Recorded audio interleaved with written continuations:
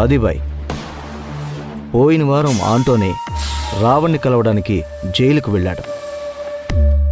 నేను కూడా Jailer permission తీసుకుని రావణ్బాయిని కలిసి వచ్చాను. ఆ తర్వాత జరిగిందంతా నీకు తెలుసు. రావణ్బాయ్ పెట్టిన ఆఫర్ సంగతి మీకు చెప్పాను. ఆ విషయంలో రావణ్బాయ్ చాలా సీరియస్గా ఉన్నాడు. ఎంత త్వరగా వీలైతే అంత త్వరగా ఇంప్లిమెంట్ చేయడానికి ట్రై చేయమన్నాడు. నువ్వొక్కడవే ఆ పని చేయగలవని చెప్పమన్నాడు. నీకు ఆస్తిలో 25% భాగమిస్తానన్నాడు. దానికి నువ్వు ఒప్పుకున్నావు. మరి మన ప్రపోజల్ ఎంతవరకు వచ్చింది? దాన్ని ఎలా ముందుకు తీసుకెళ్దాం? ప్రపోజల్ నచ్చింది, అందుకే వెంటనే పని మొదలు పెట్టాను. నేనే డైరెక్ట్గా ఇన్వాల్వ్ అయ్యి శివగామి చేత ఈ పని చేయించలేను. అందుకే అత్తకి చెప్పి అత్త ద్వారా నరుక్కొద్దామని ప్లాన్ చేస్తున్నాను. శివగామి సంతకం పెట్టాల్సిన డాక్యుమెంట్స్ అన్నీ రెడీ చేయించాను. అత్తని కూడా ఒప్పించాను. ఏం జరుగుతుందో చూడాలి. రావణ్బాయ్ బయటికి వస్తే మనకి చాలా రకాలుగా ఉపయోగం ఉంటుంది ఆదిబాయ్. మరి బయటికి వచ్చిన తర్వాత ఖచ్చితంగా తను చెప్పినట్టు ఆస్తి రాసిస్తాడు కదా. ఒప్పించే బాధ్యత మనదైనప్పుడు రావణ్బాయ్ దగ్గర నుంచి ఆ ఆస్తి తీసుకునే హక్కు కూడా మనకుంటుంది కదా బాయ్. నేను పోగొట్టుకునేదే ఉండదు, కానీ ఏదైనా తేడా కొడితే ఆ రావణ్కే నష్టం. నేనైతే గట్టిగానే ప్రయత్నం చేస్తాను. ఆస్తి ఆశ చూపిస్తే ఎవరు మాత్రం వద్దంటారు చెప్పు. మరి భానుమతి అత్త జాగ్రత్తగా హ్యాండిల్ చేస్తుందా బాయ్? చెప్పాను, అయినా మాట్లాడతా. నాకు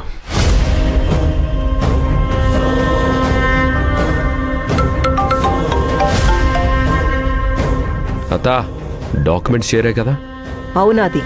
ఆ శివగామిని ఎలా హ్యాండిల్ చేస్తావో నువ్వు చెయ్యత్తా. కేసు వాపస్ తీసుకోవడానికి శివగామి చేత నువ్వు గనక సంతకం చేయిస్తే నీకొచ్చే బెనిఫిట్స్ మామూలుగా ఉండవత్తా. నేను చూసుకుంటాను కదా అది. నువ్వేం కంగారు పడకు.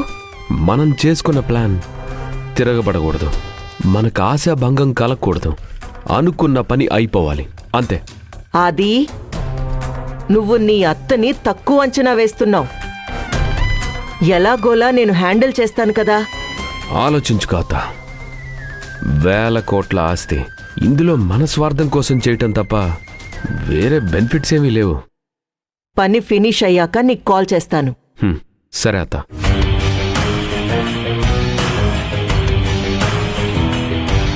చెప్పా కదా, అత్త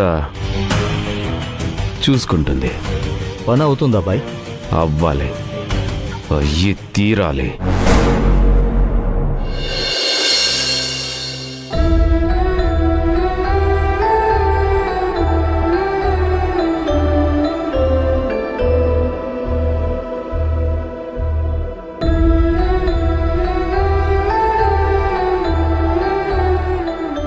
అయ్యా, అయ్యా, ఏడుస్తున్నావా? ఎందుకయ్యా? ఏం లేదమ్మా. నువ్వు ఏడుస్తున్నావు, ఎందుకో చెప్పు. ఏం లేదు బిడ్డ. నువ్వు ఏడుస్తుంటే నాకు ఏడుపు వస్తుంది. ఏంటో చెప్పయ్యా. ఏం లేదు బిడ్డ.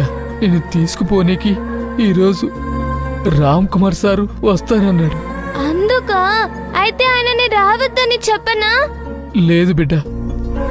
అమ్మా అయ్యా నీకోసం ప్రాణం పెట్టి ఎదురు చూస్తూ ఉంటారు.